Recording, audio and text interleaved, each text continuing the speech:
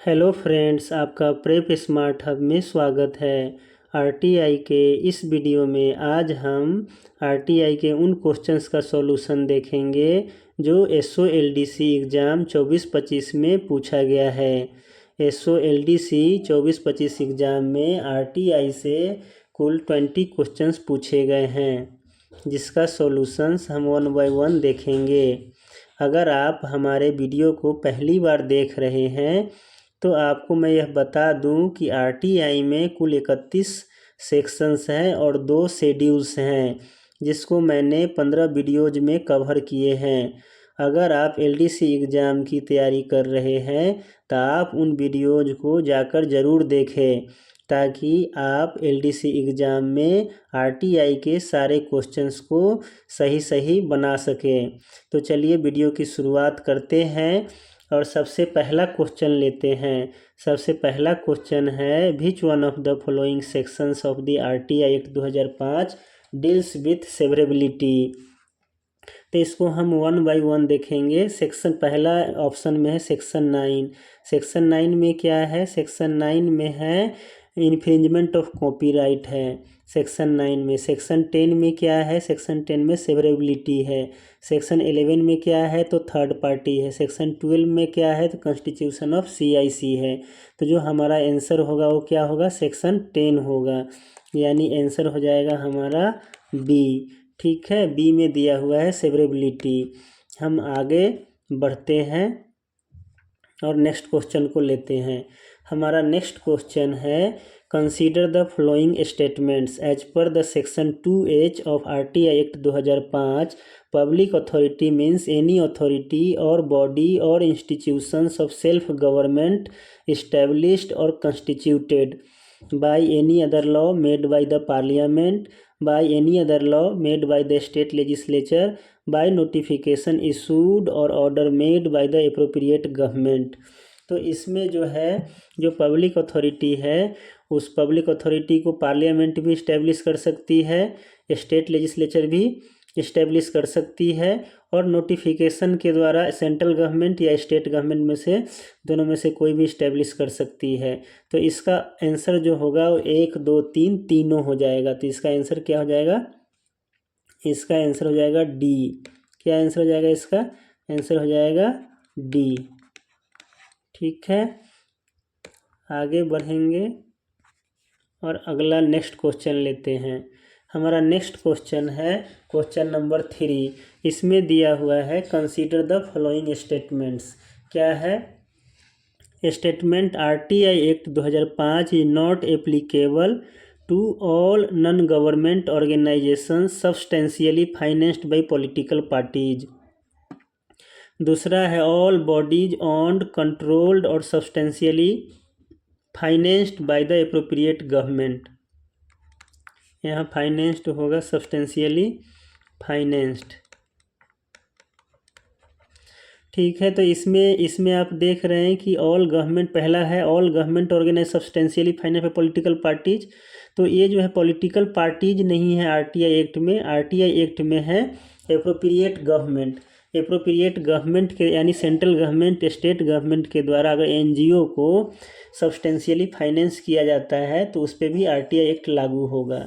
ठीक है, तो पहला जो हमारा स्टेटमेंट है वो गलत हो जाता है और दूसरा स्टेटमेंट है वो सही है कि all bodies owned, controlled or substantially financed by the appropriate government. तो ये स्टेटमेंट सही है। तो which of the above statement is are correct होगा? तो ओनली 2 होगा। तो हमारा जो आंसर हो जाएगा वो कौन सा हो जाएगा? तो आंसर हो जाएगा 2 नंबर, यानी आंसर जो हमारा है इसका वो बी है। ठीक है, हम नेक्स्ट क्वेश्चन लेते हैं।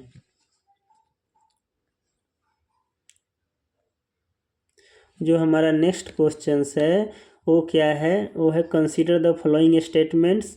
उसमें है, as per section 2I of RTI act 2005 record includes. तो रिकॉर्ड में क्या क्या आता है? आई। तो रिकॉर्ड में क्या आता है? Any microfilm, microfiche and facsimile copy of a document, any reproduction of image or images embodied in such microfilm, any other material produced by a computer or any other device. तो इसमें जो है ये record में क्या आ जाता है? तीनों आ जाता है। ठीक है, तो तीनों आ जाता है, तो इसका आंसर क्या हो जाएगा, डी हो जाएगा। इसका आंसर हो जाएगा डी, ऑल। ठीक है, इसमें तीनों आ जाता है।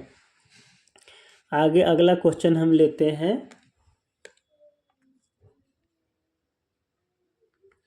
अगला क्वेश्चन है हमारा क्वेश्चन नंबर 5। इसमें देखते हैं क्या है। तो इसमें है कि consider the following statements about an inquiry carried out by an information commission. यानी इंफॉर्मेशन कमीशन के द्वारा अगर इंक्वायरी क्या पूरा किया जाता है, उससे संबंधित हम देखते हैं क्या क्या है। तो इट में examine any record to which the RTI Act 2005 applies. No such record can be withheld from it, irrespective of any provision of any act passed by the Parliament or the state legislature. Information Commission has the powers of a civil court trying a suit under the Code of Civil Procedure. तो ये जो question जो है ना पूछा गया है, ये है आरटीआई के सेक्शन 18 से, जिसमें जो है कंप्लेंट के रिगार्डिंग जो है पावर दिया गया है किसको, सीआईसी को, एसआईसी को, उससे क्वेश्चन पूछा गया है।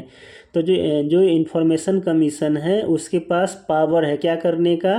पहला स्टेटमेंट सही है, आरटीआई एक्ट जिस पे लागू होता है उसके रिकॉर्ड को एग्जामिन करने का, तो ये स्टेटमेंट सही है।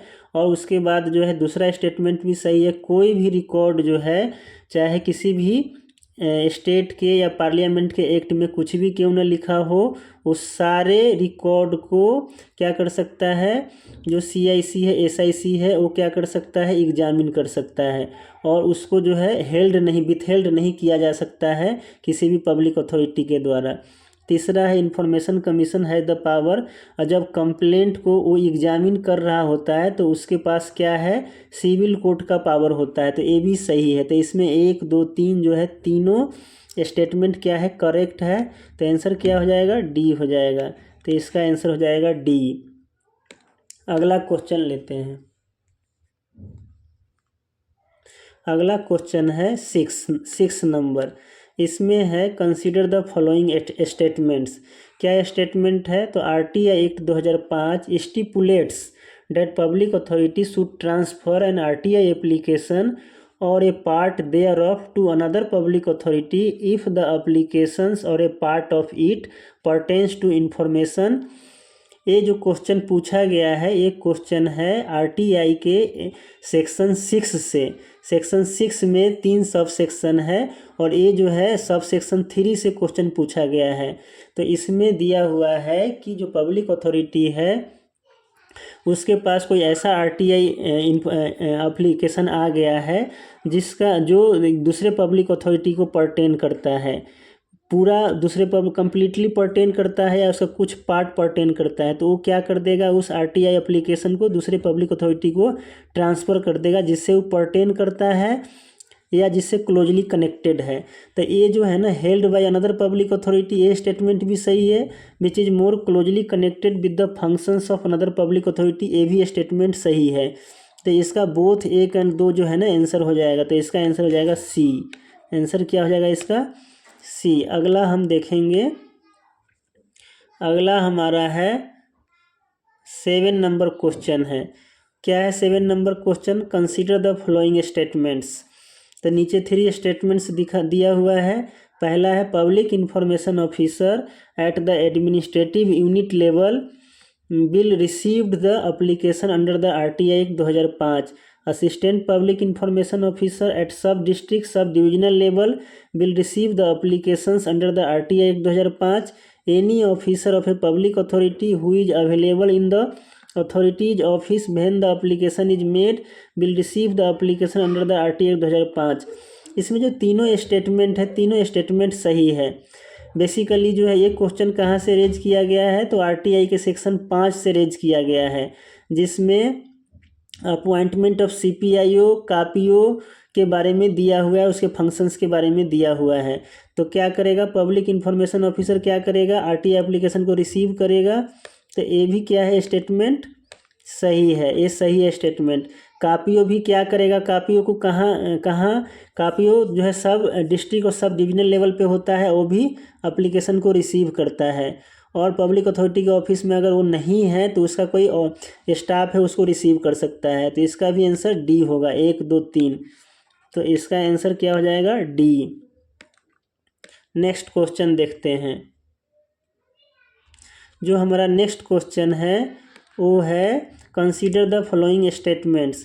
N applicant making request for information under RTI act 2005 shall give the reason why the information is sought for, shall give his or her personal details, shall not give any reason for requesting the information or any other personal details except those that may be necessary for contacting him। तो इसमें आप देखेंगे ये फिर जो है section 6 से जो है क्वेश्चन क्या किया गया है, बनाया गया है। क्वेश्चन 6 में ऑलरेडी ये क्वेश्चन जो है ऊपर हम देख चुके हैं, सब सेक्शन 3 से लिया गया था। और ये जो क्वेश्चन लिया गया है वो लिया गया है सब सेक्शन 2 से। तो सब सेक्शन 2 से लिया गया है। सब सेक्शन 2 में क्या दिया हुआ है, सब सेक्शन 2 में यही दिया हुआ है कि कोई अगर आरटीआई एप्लीकेंट है, अगर आरटीआई फाइल करता है तो उसको कोई रीज़न देने की ज़रूरत नहीं है और उसको सिर्फ क्या देना है, पर्सनल डिटेल्स देना है। उसके अलावा जो पर्सनल डिटेल्स भी नहीं देना है, सिर्फ इतना इन्फॉर्मेशन देना है जिससे उसे कांटेक्ट किया जा सके। तो इसका जो पहला जो स्टेटमेंट है, shall give the reason why the information is sought for, ये जो है स्टेटमेंट क्या है, गलत है, क्योंकि उसको कोई भी रीज़न देने की ज़रूरत नहीं है। शैल गिव हीज या हर पर्सनल डिटेल्स, वो भी देने की ज़रूरत नहीं है। Shall not give any reason for requesting the information or any other personal details except those that may be necessary for contacting him. ये जो 3 स्टेटमेंट है ये सही है। तो इसका आंसर क्या हो जाएगा, सी हो जाएगा। इसका क्या आंसर हो जाएगा, सी। तो आंसर इसका हो जाएगा सी, ओनली 3। ठीक है, करेक्ट पूछ रहा है तो ओनली सी होगा। और ये कहाँ से क्वेश्चन रेज किया गया है, तो आरटीआई के सेक्शन 6 के सब सेक्शन 2 से। ठीक है, आगे बढ़ते हैं। अगला क्वेश्चन देखते हैं। अगला क्वेश्चन है the first Indian state to introduce the law on RTI was Tamil Nadu, Uttar Pradesh, Maharashtra, Gujarat. तो इसमें इसका जो आंसर होगा वो होगा तमिलनाडु। तमिलनाडु में जो आरटीआई एक्ट जो लाया गया था वो सबसे पहले लाया गया था, कब लाया गया था, 1997 में।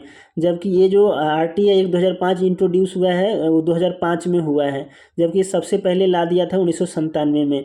तो ये क्या हो जाएगा, इसका आंसर हो जाएगा ए। आगे बढ़ते हैं। जो 10 नंबर क्वेश्चन है उसको देखते हैं। इसमें दिया हुआ है what is the time limit specified in the RTI act 2005 for the central और state information commission to decide on complaint. तो आरटीआई एक्ट में कंप्लेंट के टाइम लिमिट, कंप्लेंट डिसाइड करने का कोई टाइम लिमिट है, कोई टाइम लिमिट नहीं है। न ही अपील डिसाइड करने का कोई टाइम लिमिट है। किसका, सीआईसी एसआईसी के पास कोई टाइम लिमिट नहीं है उसके, क्योंकि उसके पास इतना ज़्यादा कंप्लेंट आता है कि वो टाइम लिमिट में, और स्टाफ का इतना शॉर्टेज है तो टाइम लिमिट इसीलिए नहीं दिया गया है। ये जो है कंप्लेंट का आप फाइल करेंगे तो कभी आपको 6 महीने भी लग सकते हैं, साल भर भी लग सकते हैं, 2 साल भी लग सकते हैं। इसका कोई टाइम लिमिट नहीं है। तो इसका आंसर क्या हो जाएगा, डी हो जाएगा, no such time limits. Answer क्या हो जाएगा इसका, इसका आंसर हो जाएगा डी। अगला क्वेश्चन देखते हैं हम। अगला क्वेश्चन हमारा क्या है, 11 नंबर। इसमें है कि how could a public information officer receive application, कि जो पब्लिक इंफॉर्मेशन ऑफिसर है वो अप्लीकेशन को किस तरह से रिसीव कर सकता है। Those submitted by an applicant by hand, those sent by an applicant by email, transferred by another public authority, forwarded by an assistant public information officer. तो जो ये जो आरटीआई एप्लीकेशन है वो बाय हैंड भी लिया जा सकता है, बाय हैंड भी लिया जा सकता है, ईमेल के द्वारा भी लिया जा सकता है, या पब्लिक अथॉरिटी से जो ट्रांसफ़र होकर आता है वो भी लिया जा सकता है, या कापियों ने जो ट्रांसफ़र किया है वो भी लिया जा सकता है। तो इसका आंसर क्या हो जाएगा, डी हो जाएगा, ऑल ऑफ दोज। ठीक है, तो इसका आंसर क्या हो जाएगा, आंसर हो जाएगा इसका डी। नेक्स्ट क्वेश्चन देखेंगे। नेक्स्ट क्वेश्चन है हमारा 12 number. Consider the following statements. क्या स्टेटमेंट है, a first appeal against the decision of a PIO can be preferred by an applicant by a person from within the public authority, a person outside the public authority to whom the information pertains. तो ये थोड़ा tricky question है। जो इसमें जो appeal file कर सकता है, अपील आरटीआई के सेक्शन 19 में दिया हुआ है, 19 से क्वेश्चन उठाया है। तो 19 में क्या दिया हुआ है, अपील के बारे में दिया हुआ है। तो अपील कौन फाइल कर सकता है, तो अप्लीकेंट कर ही सकता है, अप्लीकेंट तो करेगा ही करेगा। और कौन कर सकता है, और वो सभी पर्सन कर सकता है जो सीपीआईओ के डिसीजन से एग्रीव्ड है, ठीक है। तो अप्लीकेंट जो है कर सकता है, और ये person from within the public authority, public authority के अंदर जो पर्सन्स है, जैसे जो गवर्नमेंट एम्प्लॉइज है, क्या वो कर सकता है, तो वो नहीं कर सकता है। क्यों नहीं कर सकता है, क्योंकि कोई भी पब्लिक अथॉरिटी का कोई भी पर्सन नहीं कर सकता है, वही कर सकता है जो एग्रीव्ड है। तो ये स्टेटमेंट सही कब होता, जब इसमें रहता कि ये person from within the public authority, ठीक है, who was aggrieved, who is aggrieved by the decision of CPIO. लेकिन ऐसा नहीं है, तो ये जो है ना स्टेटमेंट गलत है। जबकि जो थर्ड नंबर स्टेटमेंट है वो सही है। कैसे, a person outside the public authority to whom the information pertains. तो ये इसलिए सही है क्योंकि जैसे ये थर्ड पार्टी का इसमें जिक्र हो रहा है कि थर्ड पार्टी का इन्फॉर्मेशन किसी आरटीआई एप्लीकेंट ने मांगा है और सीपीआईओ देने के लिए तैयार हो गया है। तो उस केस में सीपीआईओ क्या करता है, थर्ड पार्टी को क्या देता है, चॉइस देता है, ऑप्शन देता है, नोटिस भेजता है कि आप इस पे अपील कर सकते हैं। तो बेसिकली जो है ये सही है और 3 नंबर सही है, यानी 1-3 हो जाएगा, आंसर हो जाएगा सी। इसका क्या आंसर हो जाएगा, सी, 1 और 3 ओनली, ठीक है। क्योंकि जो अपील फाइल कर सकता है वो अप्लीकेंट करेगा या जो है एग्रीव्ड पर्सन करेगा। तो एग्रीव्ड पर्सन में कौन है, तो जो थर्ड पार्टी है वो कर सकता है और अप्लीकेंट कर सकता है। ये जो बी वाला है वो गलत है। नेक्स्ट क्वेश्चन हम देखेंगे।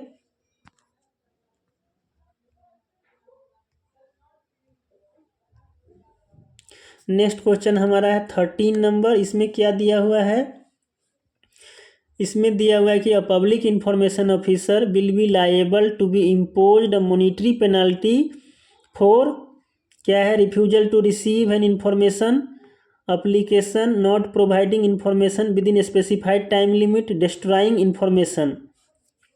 तो बेसिकली जो एक कहाँ से उठाया है, तो एक क्वेश्चन उठाया है आरटीआई के सेक्शन 20 से, जिसमें क्या दिया हुआ है, तो जिसमें दिया हुआ है कि किस तरह से जो है जो पेनल्टीज है वो लगाया जा सकता है, यानी पेनल्टीज के बारे में दिया हुआ है, ठीक है। तो ये जो है वहीं से उठाया है। तो इसका जो ये इसमें है तीनों सही है। जो है क्या कर जो CIC SIC है, वो अगर कोई CPIO जो है इंफॉर्मेशन जो है ना एप्लीकेशन रिसीव नहीं करता है, तो उस केस में भी उस पर पेनल्टी लगाया जा सकता है। या स्पेसिफाइड टाइम में इंफॉर्मेशन नहीं देता है, उस केस में भी लगाया जा सकता है। और इन्फॉर्मेशन जो पूछा गया है उसको डिस्ट्रॉय कर देता है, उस केस में भी पेनल्टी लगाया जा सकता है। तो इसमें कितना, इसमें क्या है, तीनों क्वेश्चन, तीनों जो स्टेटमेंट है वो क्या है, सही है, करेक्ट है। तो इसका आंसर हो जाएगा डी। आंसर क्या हो जाएगा, इसका आंसर हो जाएगा डी, ठीक है। नेक्स्ट क्वेश्चन देखेंगे। जो हमारा नेक्स्ट क्वेश्चन है वो है 14 नंबर। इसमें क्या स्टेटमेंट है, while inquiring into a complaint information commission have the power to.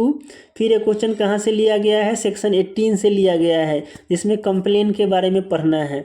Section 18 से ऑलरेडी जो है पहले क्वेश्चन पूछा गया है। तो आप देख रहे हैं हर सेक्शन से 2 क्वेश्चन 3 क्वेश्चन आ रहे हैं, खास करके जो मेन जो सेक्शन है उससे।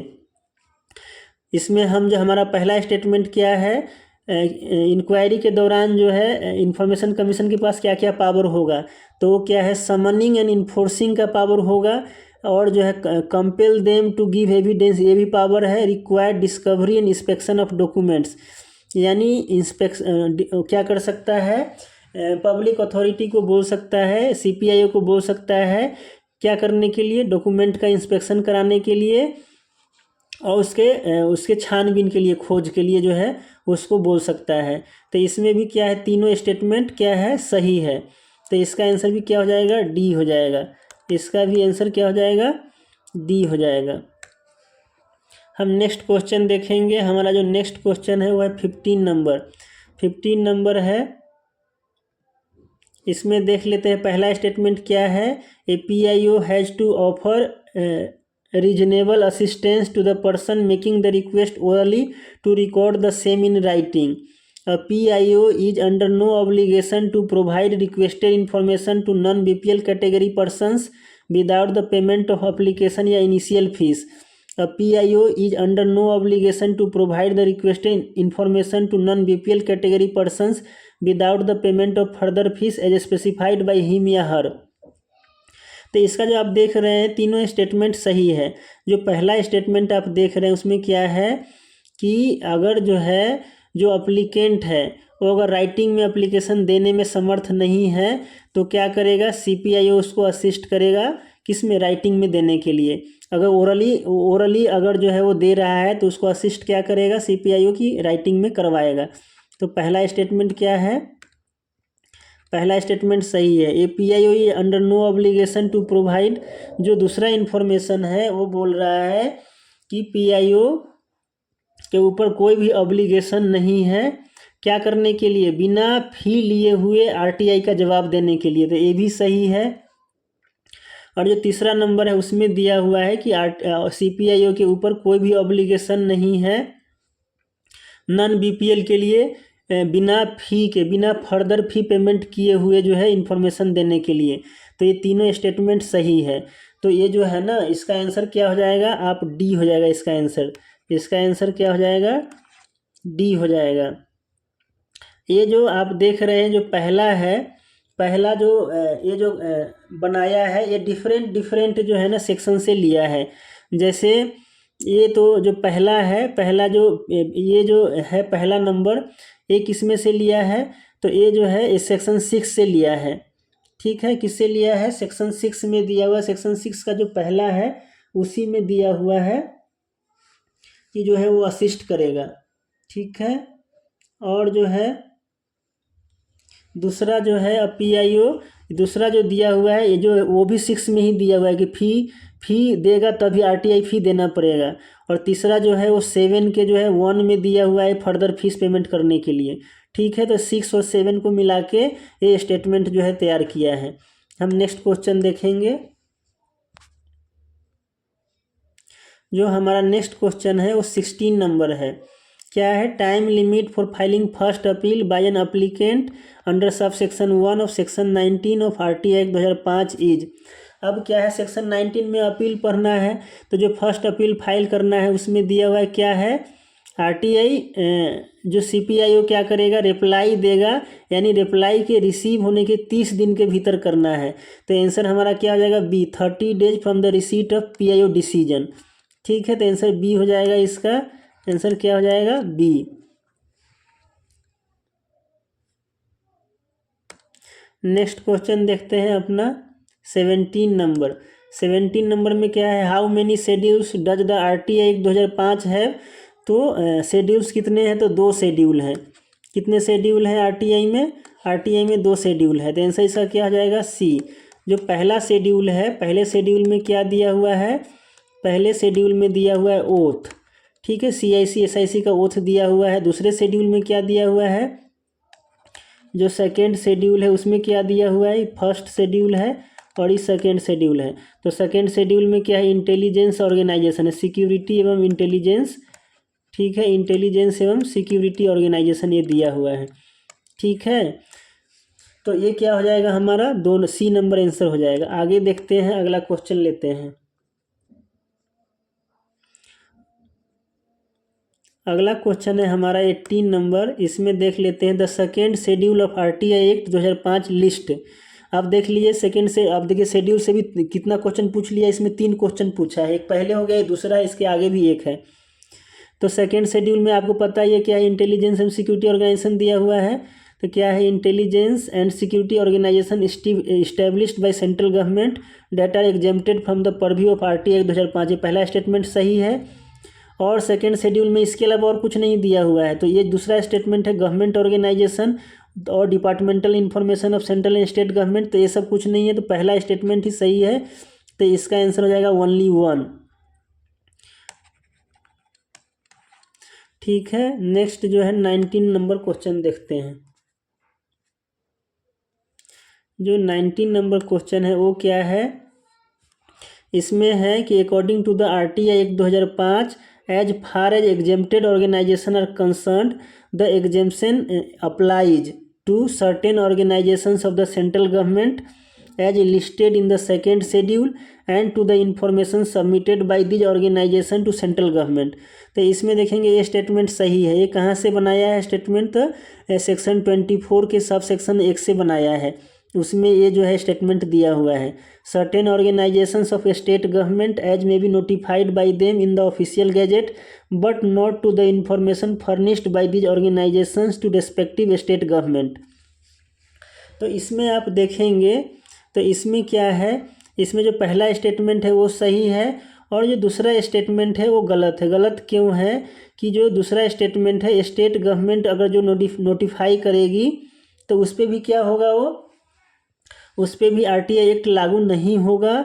और जो है RTI एक्ट में जो इस इंफॉर्मेशन के बारे में स्पेसिफिकली नहीं दिया हुआ है, ठीक है, फिर भी जो है ना ये जो इन्फॉर्मेशन है कौन सा, जो स्टेट जो ये इंटेलिजेंस एंड सिक्योरिटी ऑर्गेनाइजेशन होगा स्टेट का, वो अगर कोई इन्फॉर्मेशन अगर स्टेट गवर्नमेंट को देता है, ठीक है, सिक्योरिटी से रिलेटेड, तो उस इंफॉर्मेशन को भी क्या कर सकते हैं, CPIO में डिस्क्लोज नहीं कर सकते हैं।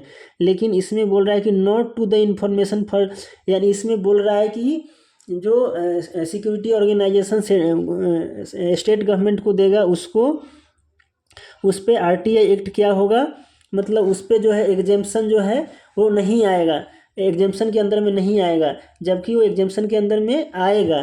तो जो पहला स्टेटमेंट है हमारा वो क्या है, सही है, और दूसरा स्टेटमेंट गलत है। तो इसका जो आंसर होगा वो क्या हो जाएगा, ओनली 1 होगा। तो आंसर क्या हो जाएगा, सिर्फ आंसर इसका हो जाएगा A।